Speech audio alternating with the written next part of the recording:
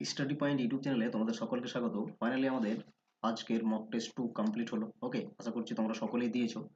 তো আমরা mock test 2 এর সমস্ত প্রশ্নগুলো অ্যানালিসিস করব। ওকে, মক টেস্ট 2 রিসার্চ অ্যাপটিটিউডের উপরে ছিল। পরপর আমাদের এইভাবেই প্রতিদিন এক একটি ইউনিটের মক টেস্ট রয়েছে, free of cost mega mock test রয়েছে।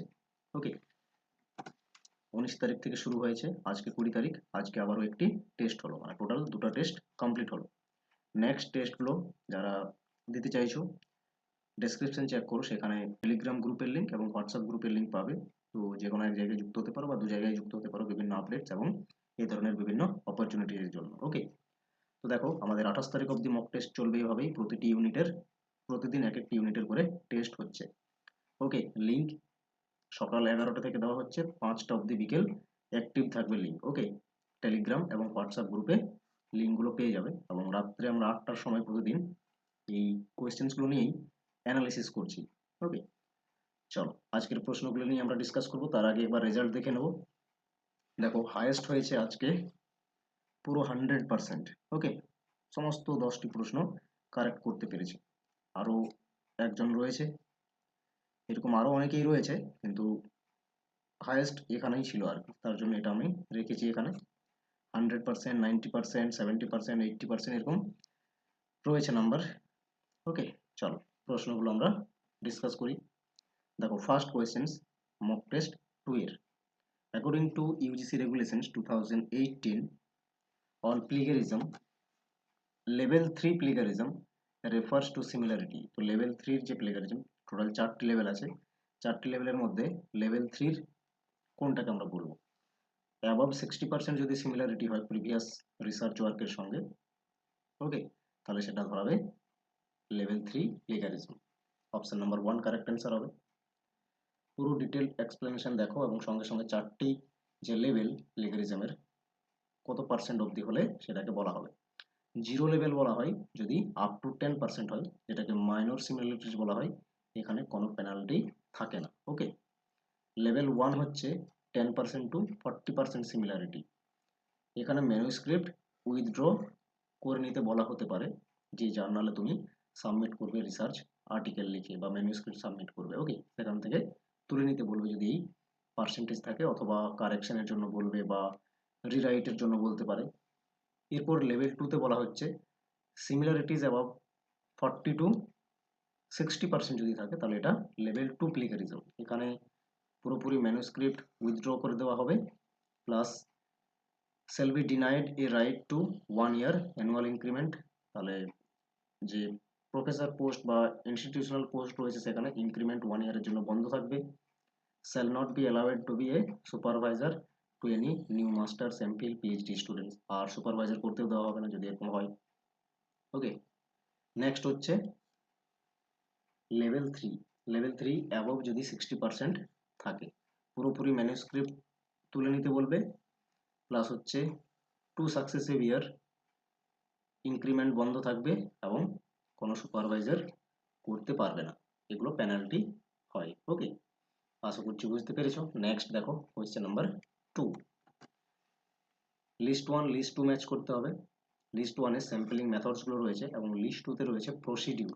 ওকে, তো simple random sampling, very simple, lottery মেথডও বলি এটাকে আমরা, যার ইকুয়াল চান্স থাকে প্রত্যেকটি ইন্ডিভিজুয়ালের সিলেক্টেড হওয়ার এজ এ স্যাম্পল হিসাবে, সেটাই হচ্ছে র্যান্ডম, সিম্পল র্যান্ডম স্যাম্পলিং। তাহলে চলে আসবে 4 সঙ্গে। The units are chosen by giving equal and independent chance to each. প্রত্যেকটি ইন্ডিভিজুয়ালের ইকুয়াল চান্স থাকবে বা ইন্ডিপেন্ডেন্ট থাকবে প্রত্যেকটাই এজ এ স্যাম্পল হিসাবে সিলেক্ট হওয়ার। তাহলে এ হচ্ছে 4 সঙ্গে ম্যাচ করছে, এরকম রয়েছে একটি অপশানে, তো ডেফিনেটলি অপশন নাম্বার 2 কারেক্ট হয়ে যাবে, বাট বাকিগুলো আমরা ম্যাচ করে দেখে নেব। এরপর দেখো স্নোবল স্যাম্পলিং বা এটাকে চেন স্যাম্পলিং বলা হয়। তো এটা ম্যাচ করছে দেখো 1 এর সঙ্গে। Okay, the first member is used as an informant to identify আদার।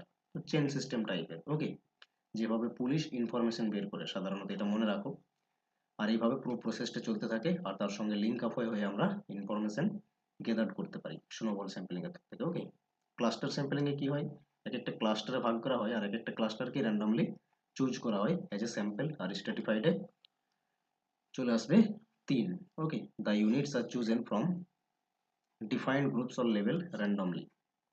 ওকে, এটা চলে আসবে 3-এর সঙ্গে ম্যাচ হয়, অপশন নাম্বার এখানে 2 কারেক্ট হলো।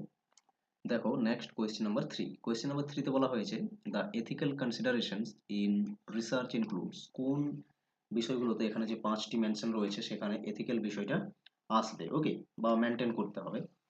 এতে বলেছে free copying from books and journals, যে কোনো জায়গা থেকে তুমি বুকস হোক জার্নাল হোক সেখান থেকে যদি ডাইরেক্টলি ফ্রিলি কপি করো তাহলে সেটা পুরোপুরি প্লেগারিজমে আসবে বা সিমিলারিটিজের মধ্যে চলে আসবে, এটা একদমই এথিক্যাল কনসিডারেশন নয়, ঠিক আছে, এ হবে না। তাহলে এ রয়েছে দেখো দুটো অপশানে, তার মানে দুটো অপশন এলিমিনেট হয়ে গেল। ওকে, এলিমিনেশন মেথডকে কাজে লাগাবে, খুব সহজে এমসিকিউ কিন্তু সলভ করতে পারবে, ওকে, এবং ফাস্ট সলভ করতে পারবে, টাইম অনেক সেভ করতে পারবে। তো ডেফিনেটলি আমরা যে পার্টিসিপেন্ট থাকবে রিসার্চে তার কনসেন্ট নিতে হবে, ঠিক আছে, ইনফর্মড কনসেন্ট, বি হয়ে যাবে, এটা এথিক্সের বিষয়। নেক্সট হচ্ছে avoiding plagiarism, definitely plagiarism avoid করতে হবে, সিমিলারিটিস যেন না হয় প্রিভিয়াস রিসার্চের সঙ্গে, এটা মেনটেন করতে হবে। ওকে, প্রপার রেফারেন্সিং, তারপর রয়েছে, তাহলে বিসি দেখতে পাচ্ছ পরপর হচ্ছে, বিসি পরপর রয়েছে একটি অপশন, অপশন 2 কারেক্ট হবে তাহলে।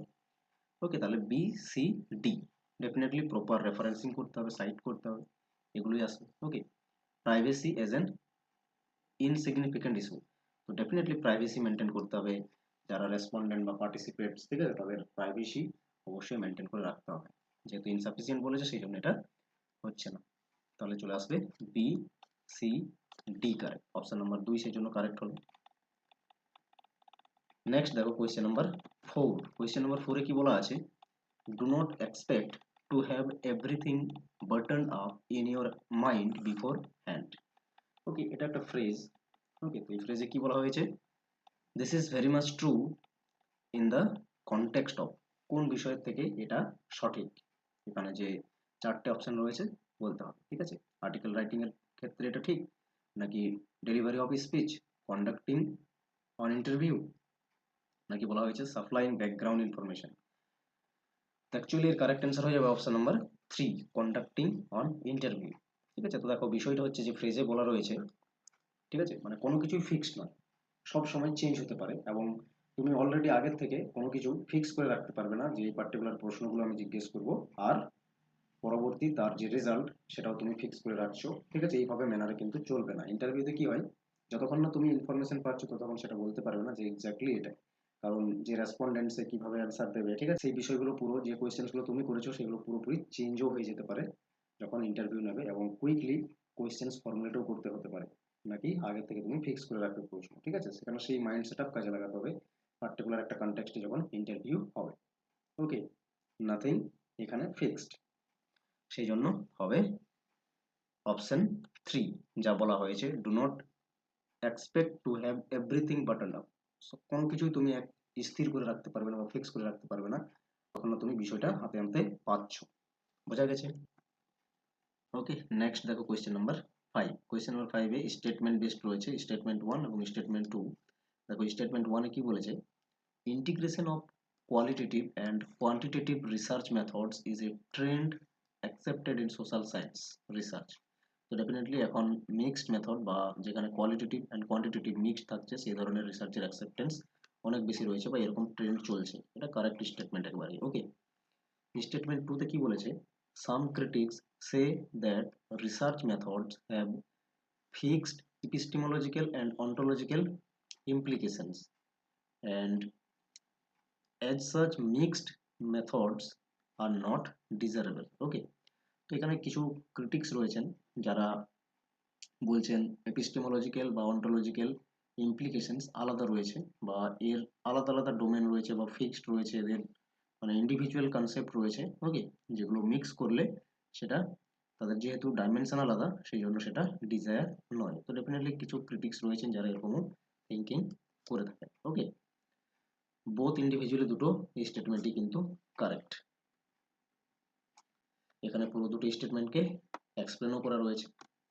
নেক্সট দেখো কোয়েশ্চেন নাম্বার 6। কোয়েশ্চেন নাম্বার 6 এ বলা হয়েছে the positivist researchers consider reality as, তো পজিটিভিস্টরা রিয়েলিটি কোন বিষয়টাকে বলে থাকেন, যেটা হয়ে যাবে সাবজেক্টিভ বিষয়টাকে। ওকে, সাবজেক্টিভ বিষয়টা এখানে তাদের কাছে reality, not objective. Okay, option number 2 correct answer হবে। নেক্সট দেখো কোয়েশ্চেন নাম্বার 7। কোয়েশ্চেন নাম্বার 7-এ বলা হয়েছে identify the sequence of methodological steps in focus group research. Focus group রিসার্চের মেথোডোলজিক্যাল স্টেপ কোনগুলো অ্যারেঞ্জ করতে হবে। ওকে, তো দেখো প্রথমে ফোকাস গ্রুপ রিসার্চে বা যে কোনো রিসার্চই হোক না কেন প্রবলেম ডিফাইন করতে হবে। ওকে, তো ফার্স্ট চলে আসবে ডিফাইন দ্য প্রবলেম, সি হয়ে যাবে ফার্স্ট। তো সি দেখো প্রথমে রয়েছে একটাই অপশন, অপশন 2 কারেক্ট হবে। তারপর হবে স্যাম্পল সিলেক্ট করা, তারপর যে প্রবলেম ডিসাইড করেছো তার মধ্যে স্যাম্পল হলো এবং ওই স্যাম্পলকে বেস্ট করে নেক্সট হচ্ছে decide the number of groups needed, তো কতজনের গ্রুপ হবে সেটা বের করা, ঠিক আছে, ডিসকাশনের জন্য। ফোকাস গ্রুপ যেহেতু, তাহলে একটা ডিসকাশনের কি চাই, গ্রুপ চাই, সেই জন্য নেক্সট আসবে ডি। তারপর রয়েছে E, prepare the mechanics of the study, তারপর সেই এনভায়রনমেন্ট ক্রিয়েট করতে হবে। ওকে, এরপর নেক্সট হলো ডিসকাশনের পরে যা উঠে আসবে prepare the focus group material. Okay, environment তৈরি করার পর সেখানে ফোকাস গ্রুপের যা যা প্রয়োজন সেগুলো প্রিপেয়ার করা, তারপর ফাইনালি যা রেজাল্ট আসবে ফোকাস গ্রুপ থেকে সেগুলো অ্যানালাইসিস করতে হবে। এইভাবে পুরো প্রসেসে চলে ফোকাস গ্রুপ রিসার্চ। দেখো এখানে পরপর স্টেপগুলো মেনশন রয়েছে। দেখো প্রথমত হচ্ছে ডিফাইনিং পারপাস অর প্রবলেম। ওকে, যে কোন বিষয়ের উপরে ডিসকাশন হবে সেই বিষয়টাকে আগে ফিক্স করে নেওয়া, তারপর স্যাম্পল সিলেক্ট করা। Okay, decide the group to be studied, কোন বিষয়টা স্টাডি হবে তার মধ্য থেকে বা কি আলোচনা হবে সেটা বের করে নেওয়া। ব্রড একটা প্রবলেম হলো, তারপর সেখান থেকে একটা স্পেসিফিক প্রবলেম বা কোয়েশ্চেন্স রাখা যার উপরে পরপর ডিসকাশন চলতে থাকবে। তারপর হচ্ছে চুজ পার্টিসিপেট বা মডারেটর। ওকে, 6 থেকে 8 জন অথবা মিনিমাম 4 জন বা ম্যাক্সিমাম 12 জনের হয়ে থাকে। প্রিপেয়ার স্টাডি লজিস্টিক বা মেকানিক্স, তারপরে চলে আসছে arrange the venue, atmosphere, discussion material, এগুলো চলে আসবে মেকানিক্স বা লজিস্টিক্স এর মধ্যে। তারপর দেন 6 হচ্ছে run the discussion, then analyse the result. এইভাবে পরপর স্টেপ ওয়াইজ ফোকাস ডিসকাশন চলতে থাকে। ওকে, বা ফোকাস গ্রুপ রিসার্চ চলতে থাকে। ওকে, নেক্সট দেখো কোয়েশ্চেন নাম্বার 8। কোয়েশ্চেন নাম্বার 8-এ কি বলা আছে, স্ট্যান্ডার্ড ডেভিয়েশন যেটাকে এস দিয়ে বলা হচ্ছে এবং কোএফিসিয়েন্ট অফ ভেরিয়েশন সিভি বলা হচ্ছে এটাকে, যেটা এক্সপ্রেসড এজ এ পার্সেন্টেজ, এটা পার্সেন্টেজ আকারে রয়েছে, of different data sets are given in A to D, A থেকে D অবধি মেনশন রয়েছে, ঠিক আছে, সিবি আর স্ট্যান্ডার্ড ডেভিয়েশন মেনশন রয়েছে। কম্পিউট দ্য মিন, এ থেকে মিন বের করতে হবে অফ ইচ ডেটা সেট। ওকে, প্রত্যেকটারই মিন বের করতে হবে, তারপর অ্যারেঞ্জ করতে হবে অ্যাসেন্ডিং অর্ডারে। তো দেখো মিন বের করার জন্য আমাদের কাছে যদি সিবি এবং এসডি জানা থাকে তাহলে সেই ক্ষেত্রে মিন ইকুয়ালস টু কি হয় ফর্মুলা, তখন ফর্মুলা হয়ে যাবে স্ট্যান্ডার্ড ডেভিয়েশন মাল্টিপ্লাই করে দিতে হবে 100। ওকে, আর তলায় চলে আসবে সিবি। ওকে, এই ফর্মুলা দিয়ে আমরা বের করে নেব। তো দেখো এ তে দেওয়া রয়েছে এসডি রয়েছে 4, তাহলে 4 মাল্টিপ্লাই 100। এরপর দেখো সিবি দেওয়া রয়েছে 40/9, তাহলে তলায় চলে আসবে 40/9। এটাকে আমরা একটু যদি সিম্পলিফাই করি 4 মাল্টিপ্লাই 100 মাল্টিপ্লাই করে দেব, এটা যে 40/9 রয়েছে তাহলে 9/40 হয়ে যাবে। ওকে, একটা জিরো দেখো ক্যান্সেল করছি, 4 4 বারে ক্যান্সেল হয়ে গেল, এটা আসছে 90। ওকে, মিন কত আসছে এখান থেকে 90 হলো। তো এইভাবে আমরা বি বের করবো পরপর। তাহলে বিতে রয়েছে এসডি, মানে এস দিয়ে বলা হয়েছে 5, 5 গুণিত 100 হবে, আর 6.25 রয়েছে সিবি। ওকে, 6.25। তো দেখো এখানে যদি আমরা পয়েন্ট তুলে দিই ওপরে আবার 100 গুণ করতে হবে। ওকে, পুরোপুরি 25 বার ক্যান্সেল করছি, 25 25 হয় 625, 25 4 বারে হবে 100, আর এই 25 4 বারে হয়ে যাবে 100, তাহলে 4 4 16 আর 5 হয়ে যাচ্ছে 80। ওকে, সিতে দেখো 14 দেওয়া আছে এসডি, মাল্টিপ্লাই 100 করে দাও, তারপরে মাল্টিপ্লাই করে এটাকে একবারেই চেঞ্জ করে লিখে নিচ্ছি 3/70। কারণ তলায় 70/3 হতো, সেটাকে আবার আমরা চেঞ্জই করতাম মাল্টিপ্লাই করে, তো একবারে সেটা করে নিলাম। একটা জিরো ক্যান্সেল হলো, 7 2 বারে 14, তাহলে পড়ে থাকলো 10, 3 আর 2, তাহলে টোটাল হলো 60। ডি তে রয়েছে 16 হচ্ছে এসডি, তাহলে 16 মাল্টিপ্লাই 100 করে দাও, আর এটাকেও চেঞ্জ করে লিখে নাও মাল্টিপ্লাই করে 7/30। 160 হয়ে যাবে তখন। 16 10 160 আর এটা 10 10 বারে 100, টোটাল 70 হচ্ছে। তাহলে অ্যাসেন্ডিং অর্ডার মানে স্মলেস্ট টু লার্জেস্ট অর্ডার। সব থেকে স্মলেস্ট রয়েছে 60, তাহলে চলে আসছে সি, তারপরে হবে 70, তার মানে ডি, তারপর 80, বি হলো, তারপর আসছে 90 এ। C D B A, C D B A, option 2 এ রয়েছে, অপশন 2 কারেক্ট। এইভাবে অ্যাসেন্ডিং অর্ডারে আমরা এটাকে অ্যারেঞ্জ করে নিলাম। নেক্সট দেখো কোয়েশ্চেন নাম্বার 9। মিন গিভেন আছে, কোএফিসিয়েন্ট অফ ভেরিয়েশন গিভেন আছে, আর সিভি যেটা পার্সেন্টেজে রয়েছে বলে আমরা 100 মাল্টিপ্লাই করছি, আগের প্রশ্নেও তাই করেছি। ওকে, তাহলে যে ডিফারেন্ট ডেটা সেটগুলো দেওয়া আছে তার স্ট্যান্ডার্ড ডেভিয়েশন বের করতে হবে আর অ্যাসেন্ডিং অর্ডারে অ্যারেঞ্জ করতে হবে। তাহলে এখানে আমরা দেখো আগের প্রশ্নে মিন ইকুয়ালস টু কি করেছি, স্ট্যান্ডার্ড ডেভিয়েশন বাই সিভি করেছিলাম মাল্টিপ্লাই 100, যেহেতু পার্সেন্টেজ এক্সপ্রেস রয়েছে সেই জন্য, তো আগেও আমরা সেরকমই করেছি। ওকে, দেখো 100 মাল্টিপ্লাই করে দিয়েছি, তো এটা অ্যাকচুয়ালি যেহেতু পার্সেন্টেজ এক্সপ্রেস রয়েছে সিভি সেই জন্য। ওকে, তাহলে এখানে আমাদের এসডি বের করতে হবে।